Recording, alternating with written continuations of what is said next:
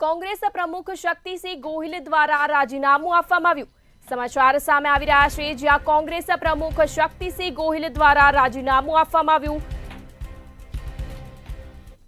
એ રીઝનથી કર્યું નથી। હું જે માનું છું એ બોલું છું ને બોલું છું એ કરું છું। મેં ક્યારેય દોગલાપણવાળી રાજનીતિ કરી નથી। કડીનું રિઝલ્ટ ફેવરેબલ આવ્યું હોત કમસે કમ એક સીટનું તો હું ચાલુ રહ્યો હોત પ્રમુખ તરીકે। એટલે ક્યારેય બીજું કારણ હોઈ શકે નહીં, છે નહીં।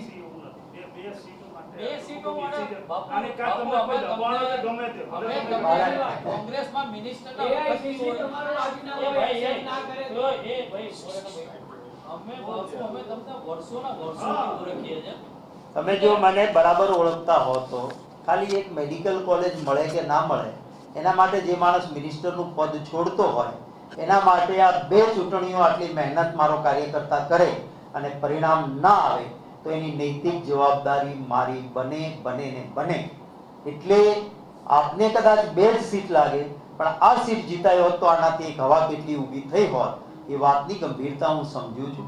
અને એટલા માટે જ નિષ્ફળતા મળ્યા પછી પણ આ નાની છે એમ કરીને પદ પર ચોંટી રહેવાની માનસિકતા ક્યારેય નથી રહી। હું એક કાર્યકર્તા તરીકે કામ કરતો રહીશ અને અન્ય કોઈ કારણ હોત ને તો હું આપને કારણ પણ જણાવત કે આ કારણે હું રાજીનામું આપું છું। મને રાજીનામું એક્સેપ્ટ ના કરે તો કારણ શું માનતો બે સીટો પર પરિણામ ન આપવામાં? હું કારણોના વિશ્લેષણમાં નહીં પડું। અત્યારે જ્યારે હું નૈતિક જવાબદારીનો સ્વીકાર કરું છું ત્યારે અમે કેમ હાર્યા એની વાત કરવી એ મને વ્યાજબી નથી લાગતી। એટલા માટે હું એના ઉપર હું કહીશ કે કંઈક મારી નબળાઈ તો રહી કે જેથી વિજય ના થયો। એટલે હું એ નબળાઈના માટે બીજા કોઈના પર ઠીકરું ફોડવાના બદલે એક નૈતિક જવાબદારીના ભાગરૂપે હું એનો સ્વીકાર કરું।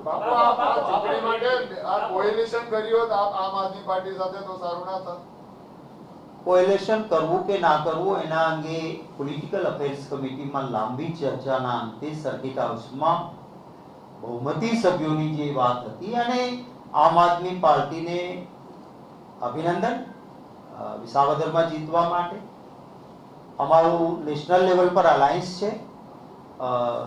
એક લેવલથી નીચેની કોઈ પાર્ટીઓ માટે સાથી ઉપર હોય એને કરવી બરાબર નથી, પરંતુ હરિયાણાની ચૂંટણી વખતથી સ્થાનિક કક્ષાએ રાજ્યોમાં જે પરિસ્થિતિ પેદા થઈ હતી એનું પણ એક કારણ હતું। બાપુ, જે હિસાબે ગોપાલભાઈનો વિજય થયો, હવે આગામી દિવસોમાં તમને એવું નહીં લાગે કે આમ આદમી પાર્ટી કોંગ્રેસને વધુ ચૂંટણીઓમાં નુકસાન પહોંચાડી શકે, લોકલ બોડીથી લઈને બીજી બધી ચૂંટણીઓમાં? રાજકારણમાં કોઈ ભવિષ્યવાણી હોતી નથી।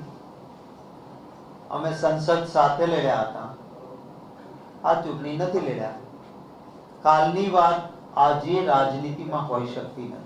બાપુ, એક તમે એક નિવેદનમાં એવું કીધું કે અત્યારના જે પ્રમુખો નિમાયા છે એની 3 મહિના પછીની કાર્યપદ્ધતિની એ થશે ક્યાંક તો જગ્યાએ પ્રમુખનું નામ જે આવી ગયું હોય કે કદાચ 50 નાનું પણ હોઈ શકે, તો એવી કેટલી જગ્યા છે કે જ્યાં આગળ પ્રમુખના નામમાં આપને એવું લાગે છે કે એમાં ક્યાંક મિસ્ટેક થઈ ગઈ હોય?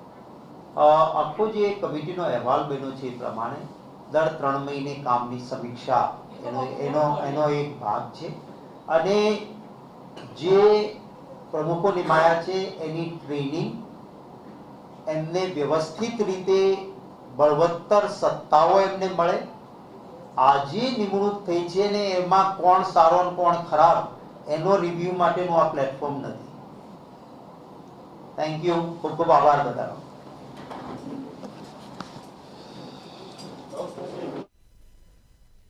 કોંગ્રેસ પ્રમુખ શક્તિસિંહ ગોહિલ દ્વારા રાજીનામું આપવામાં આવ્યું। કડી અને વિસાવદરમાં હાર બાદ શક્તિસિંહ ગોહિલે રાજીનામું આપ્યું।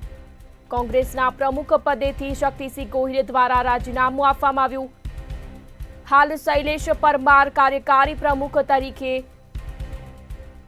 પ્રમુખ રહેશે। કોંગ્રેસ પ્રમુખ શક્તિસિંહ ગોહિલે રાજીનામું આપ્યું છે।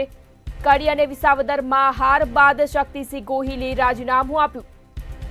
કોંગ્રેસના પ્રમુખ પદેથી શક્તિસિંહ ગોહિલ દ્વારા રાજીનામું આપવામાં આવ્યું।